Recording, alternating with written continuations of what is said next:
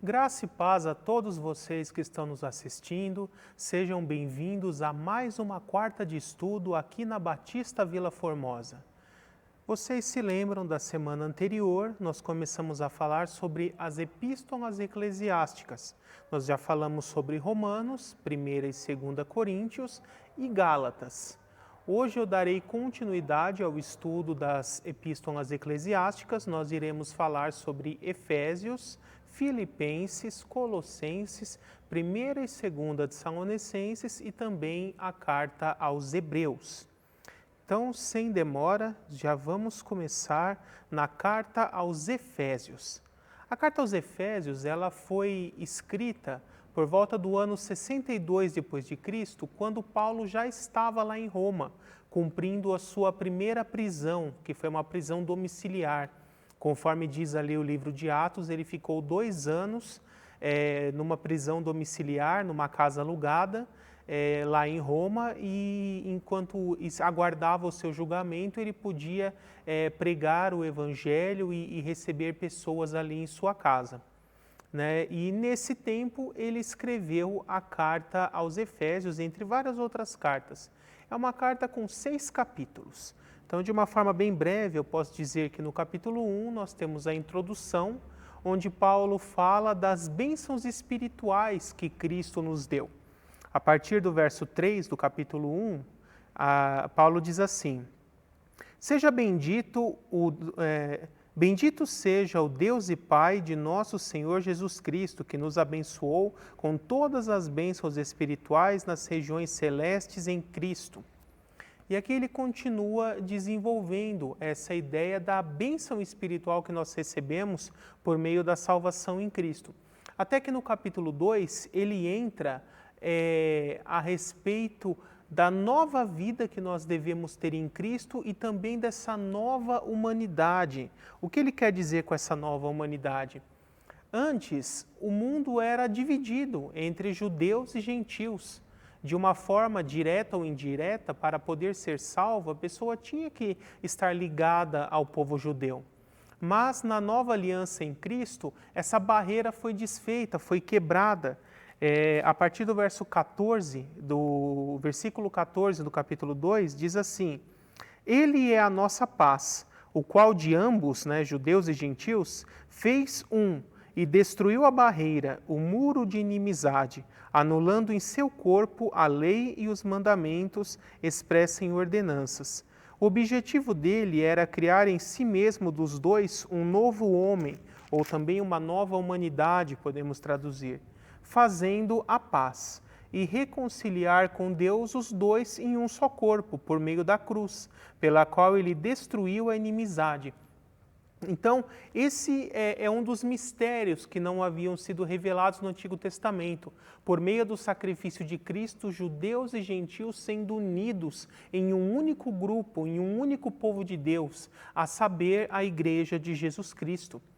E no capítulo 3, Paulo vai falar que ele foi chamado apóstolo principalmente para pregar para os gentios. Ele foi chamado como um apóstolo de Cristo para os gentios.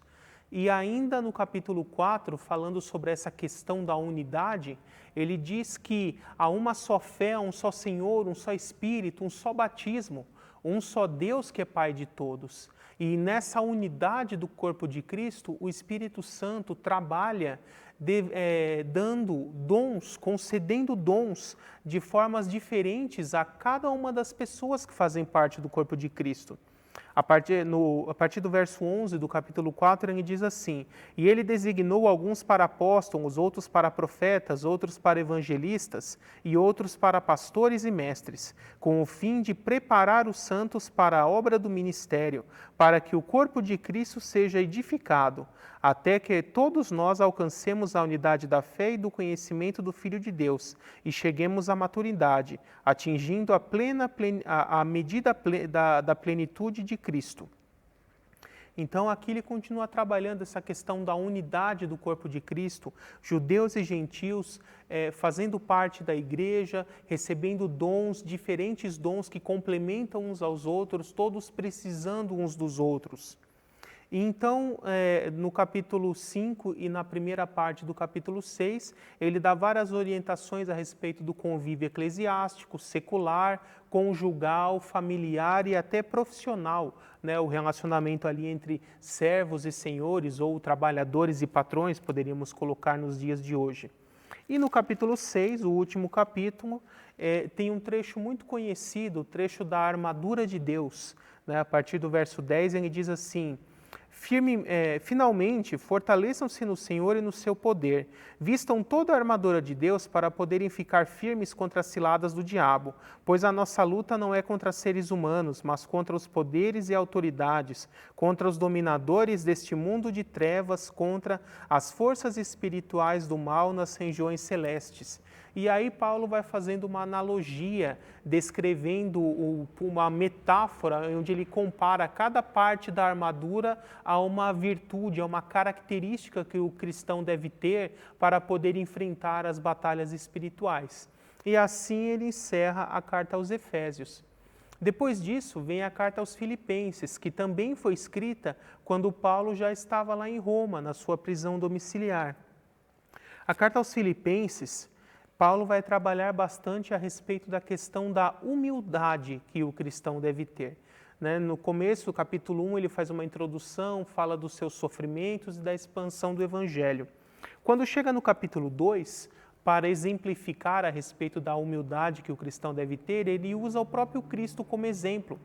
A partir do verso 5, ele diz assim: seja a atitude de vocês a mesma de Cristo Jesus, que, embora sendo Deus, não considerou que o ser igual a Deus era algo que deveria apegar-se, mas esvaziou-se a si mesmo, vindo a ser servo, ou algumas traduções dizem, assumindo a forma de servo, tornando-se semelhante aos homens. E sendo encontrado em forma humana, humilhou-se a si mesmo e foi obediente até a morte e morte de cruz. Por isso o Pai o exaltou à mais alta posição e lhe deu o nome que está acima de todo nome, para que ao nome de Jesus se dobre todo o joelho no céu, na terra e debaixo da terra, e toda a língua confesse que Jesus Cristo é o Senhor, para a glória de Deus Pai. Então, aqui Paulo vai trabalhando a questão da humildade que o cristão deve ter, que o próprio Cristo, mesmo sendo Deus, se humilhou, né, e se colocou numa posição humilde para que o Pai o exaltasse no tempo certo. E assim deve ser com todos nós cristãos, né? Já no capítulo 3, ele continua, ele entra novamente num tema recorrente que Paulo fala em praticamente todas as suas cartas, que é a salvação vem exclusivamente pela fé e não por obras da lei ou práticas da lei, né? E a respeito disso, ele fala a respeito de tudo que ele tinha quando era judeu. Era um fariseu, ele tinha linhagem, tinha uma dinastia, tinha um status social, tinha conhecimento segundo os homens, mas ele considerou que todas essas coisas não tinham valor nenhum e considerou que o que realmente valia era o poder de Deus, a unção de Jesus Cristo na vida dele e o chamado dele para servir como apóstolo. Isso fez toda a diferença na vida dele. E a respeito desse alvo que o cristão deve ter, ele diz assim, a partir do verso 12: não que eu já tenha obtido tudo isso, ou tenha sido aperfeiçoado, mas prossigo para alcançá-lo, pois por isso também fui alcançado por Cristo Jesus. Irmãos, não penso que eu mesmo já o tenha alcançado, mas uma coisa faço, esquecendo-me das coisas que ficaram para trás e avançando para as que estão adiante, prossigo para o alvo, a fim de ganhar o prêmio do chamado celestial de Deus em Cristo Jesus. Então, aqui ele explica esse conceito. O cristão deve deixar o seu passado, né? Até uma redundância, deixar o seu passado para trás, né? Esquecer do passado, das coisas negativas, do que já aconteceu, porque isso você não vai poder mudar. Você pode mudar daqui para frente, vivendo uma vida de acordo com a vontade de Deus, e isso que fará a diferença na sua vida e na vida das pessoas que estão ao seu redor. E então, no capítulo 4, ele faz algumas saudações, algumas exortações e também encerra a carta. Na sequência, agora eu vou falar sobre a carta aos Colossenses. É outra carta que Paulo também escreveu durante a sua prisão em Roma. Na introdução, ele já entra num assunto muito importante falando sobre a supremacia de Cristo. É uma das cartas paulinas que afirma de forma mais clara a divindade plena de Jesus Cristo. Capítulo 1, a partir do verso 15, diz assim: Ele é a imagem do Deus invisível, o primogênito sobre toda a criação, pois nele foram criadas todas as coisas, nos céus e na terra, as visíveis e as invisíveis. E aí o texto prossegue. Então, aqui é um dos trechos que nos descreve de forma mais clara a divindade de Cristo. Depois, no capítulo 2, ele entra novamente nesse assunto de que a salvação é apenas pela fé, recebida por meio da graça e não por práticas da lei, e que por isso todos aqueles que se entregam a Cristo devem abandonar as práticas da lei de Moisés e viver uma vida pela graça, não buscando autojustificação por meio da lei ou qualquer outra prática. Depois, no capítulo 3, ele faz algumas orientações a respeito do convívio eclesiástico, secular, conjugal, familiar e profissional novamente. E no capítulo 4, ele faz algumas exortações e um encerramento. Até que nós chegamos, então, na primeira carta aos Tessalonicenses, Essa é interessante porque ela, 1ª e 2ª Tessalonicenses são as últimas na sequência de cartas eclesiásticas, mas elas, cronologicamente, foram as primeiras a serem escritas. Elas foram escritas ali por volta do ano 52 depois de Cristo, foram as primeiras cartas que o apóstolo Paulo escreveu. E como foi isso? Quando Paulo chegou em Tessalônica, ele ficou apenas poucos dias lá, pregou, encontrou algumas pessoas que creram, deu algumas instruções para eles, mas houve um forte levante dos moradores contra eles e Paulo e seus ajudantes tiveram que fugir praticamente para Corinto. Então, lá de Corinto, ele ficava mandando seus mensageiros e acompanhando como essa igreja estava se desenvolvendo. E é para isso que ele escreveu as 2 cartas aos Tessalonicenses, para se comunicar ali de uma cidade vizinha e poder dar mais instruções, orientações e saber o que estava acontecendo por ali. A primeira carta aos Tessalonicenses ela é muito importante para a escatologia, ou seja, para o estudo do fim dos tempos, da volta de Cristo. Paulo fala muito sobre esse assunto. Às vezes as pessoas pensam assim, a igreja vai passar pela grande tribulação ou não vai? Essa carta ela responde isso com bastante clareza, porque o período, também chamado de período da tribulação, ele é um período da ira de Deus, é o período em que se manifesta a ira de Deus contra o mundo, contra o pecado, contra os ímpios. E olha o que a carta vai falar no seu capítulo 1, a partir do verso 9, diz assim: Pois eles mesmos relatam de que maneira vocês nos receberam, e como se voltaram para Deus, deixando os ídolos, a fim de servir ao Deus vivo e verdadeiro. Agora olha o verso 10. E esperar do céu seu Filho, a quem ressuscitou dos mortos, Jesus, que nos livra da ira que há de vir. Então aqui Paulo já começa falando que a igreja de Jesus Cristo será livrada desse período de ira que há de vir sobre todo o mundo, também conhecido como o período da grande tribulação. Depois, nos capítulos 2 e 3, Paulo conta como foi o seu trabalho ali naqueles poucos dias que ele ficou em Tessalônica, sobre as pregações que ele fez, as pessoas que creram e como ele teve que sair da cidade de forma apressada. Até que no capítulo 4, ele entra num assunto muito importante, porque os cristãos ali de Tessalônica estavam achando que quando Jesus voltasse, ele só levaria com ele os que estivessem vivos. E quanto aos que morrem, o que aconteceria com eles? Eles seriam prejudicados de alguma forma? Então, a partir do verso 13, Paulo vai explicar como se dará o modus operandi, digamos assim, a sequência dos eventos, como será no momento em que Jesus Cristo voltar para buscar a sua igreja. E ele diz assim: Irmãos, não queremos que vocês sejam ignorantes quanto aos que dormem, ou seja, os que já morreram, para que não se entristeçam como os outros que não têm esperança. Se cremos que Jesus morreu e ressurgiu, cremos também que Deus trará, mediante Jesus e com ele, aqueles que nele dormiram. Dizemos a vocês pela palavra do Senhor que nós, os que estivermos vivos, os que ficarmos até a vinda do Senhor, certamente não precederemos os que dormem. Agora, a partir do verso 26, ele já entra no assunto propriamente dito. Ele diz assim: pois dada a ordem com a voz do arcanjo, o ressoar da trombeta de Deus, o próprio Senhor descerá dos céus, e os mortos em Cristo ressuscitarão. Os mortos em Cristo ressuscitarão primeiro. Depois nós, os que estivermos vivos, seremos arrebatados com Ele nas nuvens para o encontro com o Senhor nos ares. E assim estaremos para sempre com o Senhor. Consolem uns aos outros com essas palavras. Então, Paulo aqui, ele explica que quando não tem problema se a pessoa morreu crendo em Jesus, lógico, antes de Jesus voltar, porque nós, os que estivermos vivos, certamente não precederemos os que já morreram. Quando Jesus voltar, todos aqueles que morreram crendo em Cristo serão ressuscitados.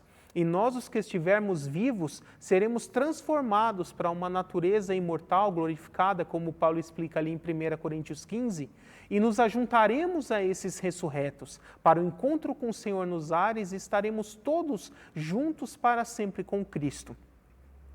E depois no capítulo 5, ele continua explicando que nós devemos estar prontos para uma vinda do Senhor a qualquer momento, porque ela é iminente. Diz assim: irmãos, quanto aos tempos e épocas, não precisamos escrever-lhe, pois vocês mesmos sabem perfeitamente que o dia do Senhor virá como um ladrão à noite. Quando disserem paz e segurança, a destruição virá sobre eles de repente, como as dores de parto a uma mulher grávida, e de modo nenhum escaparão. Então aqui ele fala que os ímpios, principalmente, serão pegos de surpresa nesse dia e não escaparão. Mas nós que pertencemos a Cristo, somos livrados desse período de ira. Nesse mesmo capítulo 5, quando chega no verso 10, ele diz assim, aliás, verso 9, porque Deus não nos destinou para a ira, mas para recebermos a salvação por meio de nosso Senhor Jesus Cristo. Ele morreu por nós para que quer estejamos acordados, ou seja, vivos, quer estejamos dormindo, ou seja, mortos, vivamos unidos a Ele. Então aqui, Paulo confortou o coração desses cristãos de Tessalônica e os exortou a aguardarem uma vinda do Senhor Jesus para arrebatar a sua igreja a qualquer momento. E ele encerra a primeira carta aos Tessalonicenses. Eu gosto muito dessa passagem do verso 23, porque ele diz assim, que o próprio Deus da paz os santifique inteiramente, que todo o espírito, a alma e o corpo de vocês sejam preservados irrepreensíveis na vinda do nosso Senhor Jesus Cristo. Então aqui esse é mais um texto que comprova que o ser humano é dividido em três partes, em corpo, alma e espírito. E Paulo diz aqui que vocês integralmente no corpo, na alma e no espírito sejam preservados, sejam guardados para o dia do Senhor, para o dia que o Senhor voltar para buscar a sua igreja. E assim ele encerra a sua carta. Então essa é a primeira carta aos Tessalonicenses e agora na sequência nós veremos a segunda carta aos Tessalonicenses. Na segunda carta aos Tessalonicenses, ela foi escrita em um intervalo de tempo bem pequeno em relação à primeira, porque mais ou menos 2 meses depois, enquanto Paulo ainda estava ali de Corinto, ele recebe informações de como a igreja estava, escreve a primeira carta aos Tessalonicenses, depois ele aguarda o retorno dos seus mensageiros para saber se eles receberam aquela carta, entenderam corretamente as informações e o que aconteceu, mas ele percebe que os cristãos de Tessalônica acabaram entendendo errado algumas partes, porque eles entenderam assim, Jesus está para voltar a qualquer momento, então vamos parar de trabalhar, não vamos fazer mais nada, vamos ficar só na praça pregando o evangelho, esperando Jesus voltar.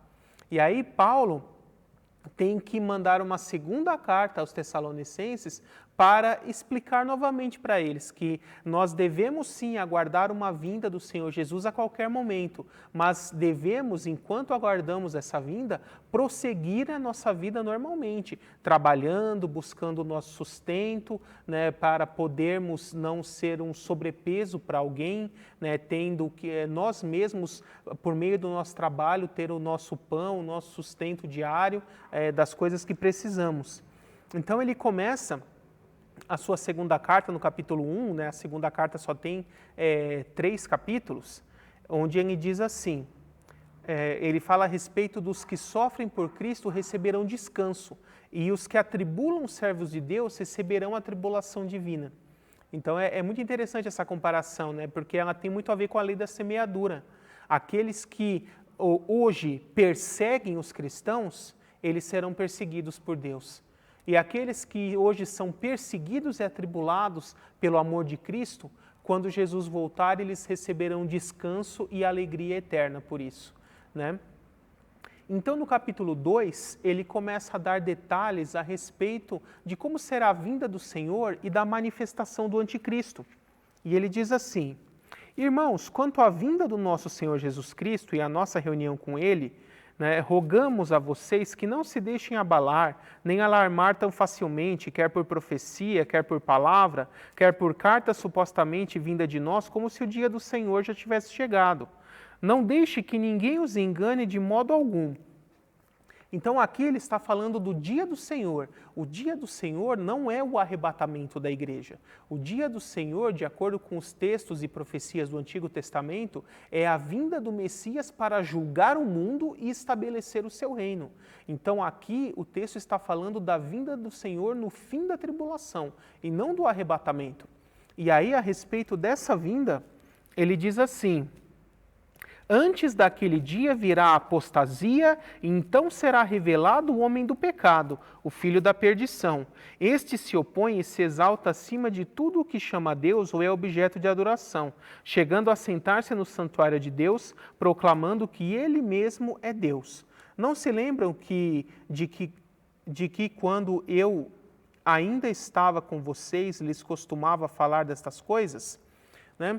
Então, aqui ele explica que antes da volta do Senhor para julgar o mundo e estabelecer esse reino, precisa haver um período de apostasia sobre a terra e precisa se manifestar o anticristo, ou seja, precisa ocorrer todo o período tribulacional. E ao final deste que Jesus irá voltar. E por que o anticristo ainda não se manifestou? Paulo aqui vai dizer, e agora vocês sabem o que está detendo, para que seja revelado no seu devido tempo.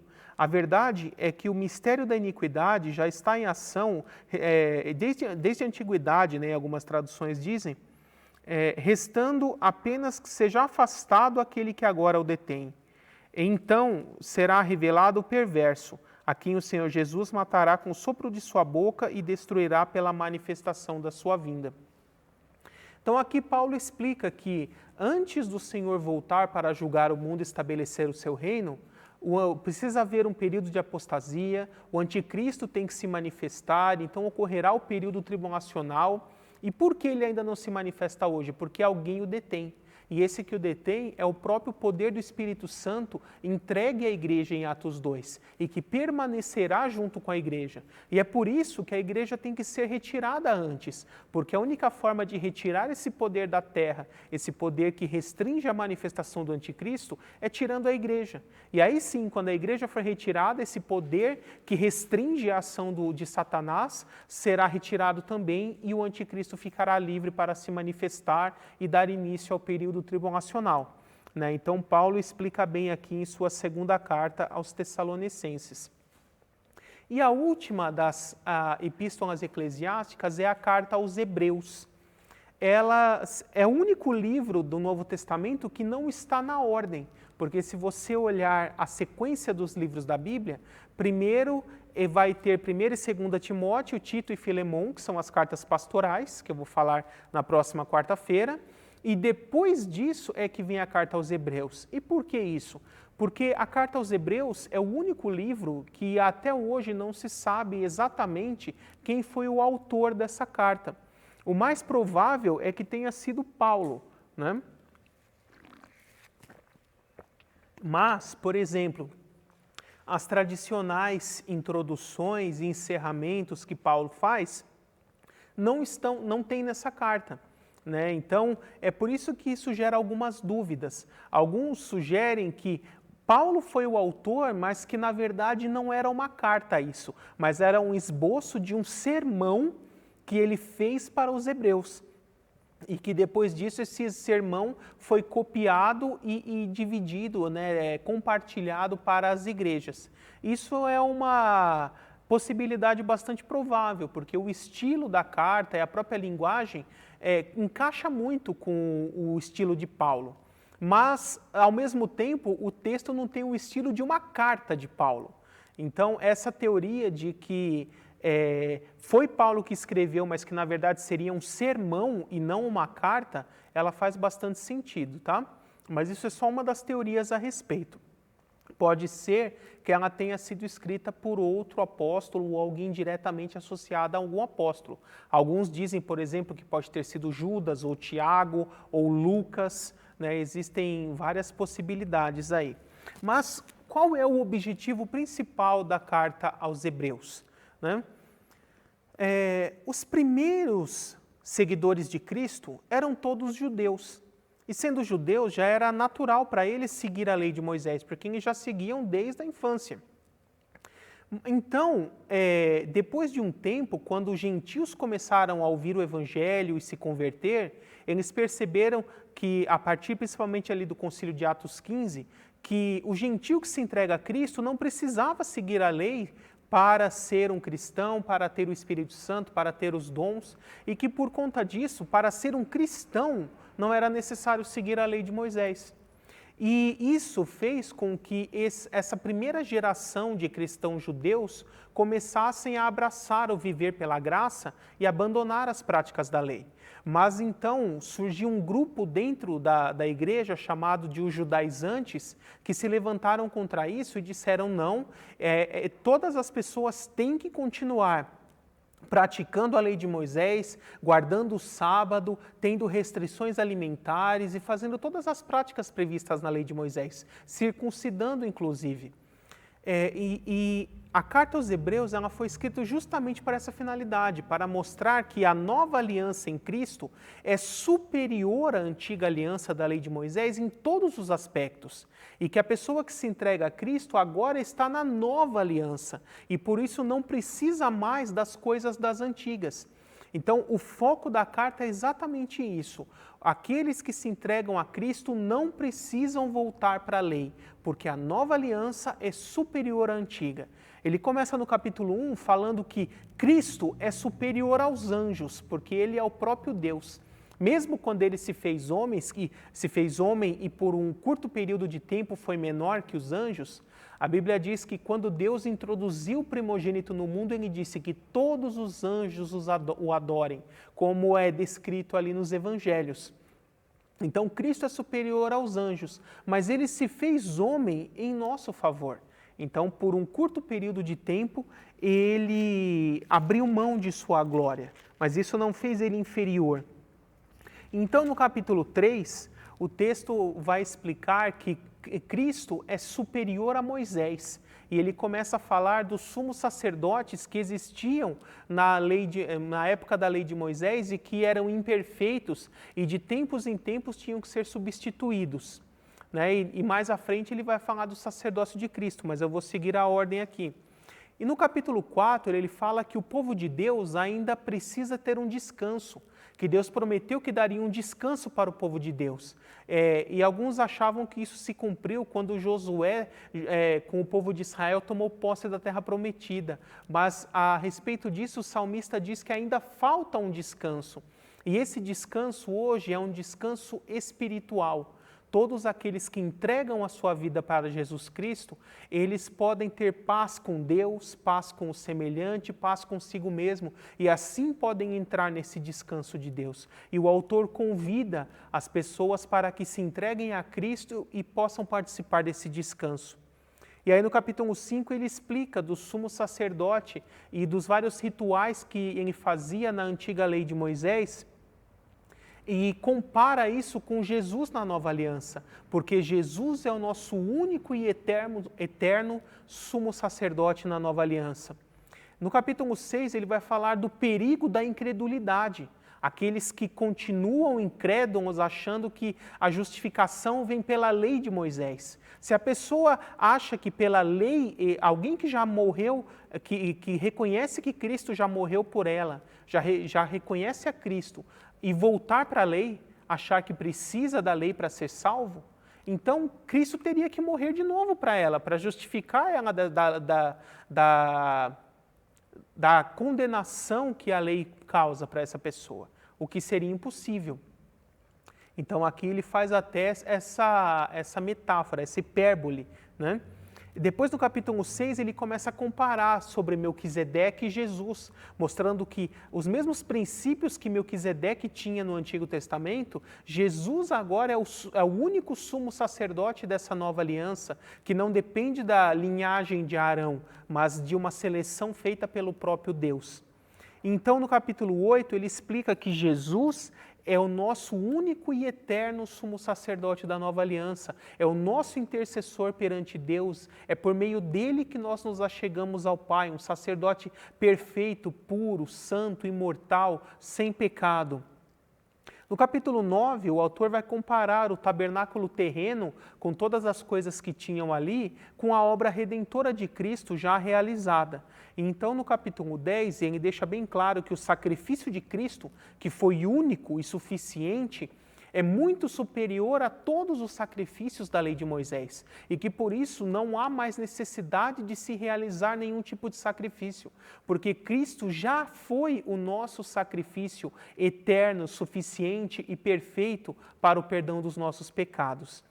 No capítulo 11 nós temos um texto muito conhecido que é o chamado Rol dos Heróis da Fé, onde o autor vai pegando vários exemplos de homens que viveram pela fé, foram salvos e justificados pela fé em Deus. Até que no capítulo 12 ele chega nessa conclusão: se nós estamos rodeados de uma nuvem tão grande de testemunhas, pessoas que viveram antes de nós e viveram pela fé e morreram pela fé, o mínimo que nós podemos fazer é também dar continuidade a essa fé e não desanimarmos com as correções de Deus, porque Deus corrige aqueles a quem ama. Deus corrige como um pai corrige um filho. Quem não recebe correção é porque não é filho, é um bastardo, ou não é da família. Então, se nós recebemos correções da parte de Deus, é porque Ele está nos tratando como filhos. E no capítulo 13 ele faz algumas exortações e o seu encerramento.